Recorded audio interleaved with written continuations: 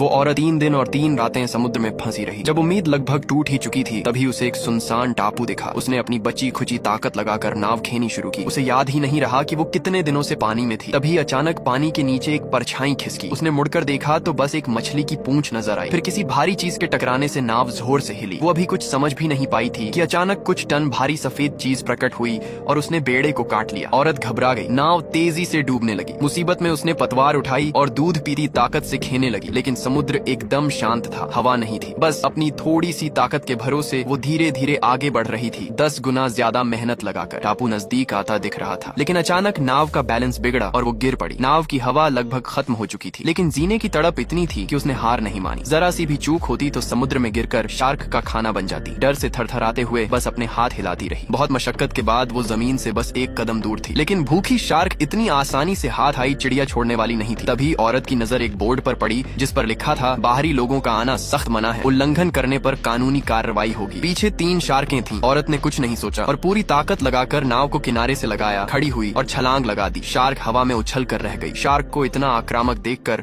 और टापू के किनारे बने लकड़ी के तख्ते की तरफ तैरने लगी, लेकिन रास्ता जल्दी ही बंद हो गया। वो फिर भागी। किसी तरह पांव टिकाने की जगह मिली और डूबता दिल थोड़ा ठिकाने आया, लेकिन खुशी ज्यादा देर नहीं टिकी। तख्ते पर चढ़ते वक्त लोहे से हथेली छिल गई और वो खड़ी भी नहीं हो पा रही थी। उसने पास पड़ा सप्लाई बॉक्स खोला। अच्छा हुआ कि उसमें थोड़ा खाना और दवाइयां थी। उसने पट्टी बांधकर जख्म का काम चलाऊ इलाज किया। फिर पानी उठाया, एक घूंट मुंह में लिया, लेकिन तसल्ली नहीं हुई। फिर गटागट पीने लगी। उस पल उसका चेहरा देखने लायक था, जैसे अमृत मिल गया हो, लेकिन वो समझती थी कि खुले समुद्र में है, इसलिए पानी सोच समझकर पीना होगा। पानी पीने के बाद उसने अपना चेहरा धोया। बॉक्स में एक वॉकी टॉकी भी मिला। उसने फौरन मदद मांगने की कोशिश की, लेकिन जवाब में बस सन्नाटा मिला। फिर एक फ्लेयर गन दिखी। उसने गोली भरी और आसमान में चला दी। ये सब करने के बाद वो जोर से हंसी। 3 दिनों का सारा रोया बिसूरा एक साथ बाहर निकल आया। अब बस रुक कर मदद का इंतजार करना था। लेकिन तभी उसे पीछे कुछ महसूस हुआ। मुड़कर देखा तो एक इंसान था। वो विमान हादसे में बचा हुआ यात्री था। उसने फटाफट रस्सी फेंक कर उसे तख्ते पर खींच लिया। मन में एक ही बात आई, ये तो बड़ा किस्मत वाला है। इतने वक्त तक समुद्र में बहता रहा और शार्क से बचा रहा। दोनों को पता था कि पूरे जहाज में बस वो 2 ही बचे हैं। तभी वॉकी टॉकी पर एक मर्द की आवाज आई। किसी ने उनका सिग्नल देख लिया था और वो बिना रुके आ रहे थे। जब उन्हें पास में शार्क होने की बात पता चली तो दोनों बचाने वालों ने पहले शार्क से निपटने का फैसला किया, लेकिन यह बुद्धिमानी नहीं थी। औरत ने उन्हें पहले बाहर निकलने को कहा, लेकिन बात खत्म भी नहीं हुई थी कि एक बड़ी शार्क ने उनकी नाव पर हमला कर दिया। एक पानी में गिर गया, दूसरे ने हाथ बढ़ाकर उसे खींचना चाहा, लेकिन एक पल में शार्क ने नाव पर फिर हमला किया। बचाने आए दोनों मारे गए। बस एक खाली नाव लहरों पर तैरती रही। ये देखकर तख्ते पर बैठी दोनों को हालात की गंभीरता समझ आई। जब तक शार्क का काम तमाम नहीं होगा, जिंदा वापस जाने का कोई रास्ता नहीं है। औरत ने पानी पर थप्पड़ मारा। पीछे वाले साथी ने देखा कि वो घबराई हुई है और वो उसे तसल्ली देने वाला ही था कि वो अचानक खड़ी हुई और बिना हिचके समुद्र में कूद गई। साथी के होश उड़ गए, लेकिन औरत डरी नहीं, बस हाथ हिलाती रही और एक बड़ी लहर उठाई। लहर शार्क को वापस खींच ले गई। जब शार्क उस पर झपटने वाली थी तो उसने खुद को जबरदस्ती शांत रखा। जैसे ही शार्क का खून बहने लगा, वो धीरे धीरे तख्ते की तरफ बढ़ी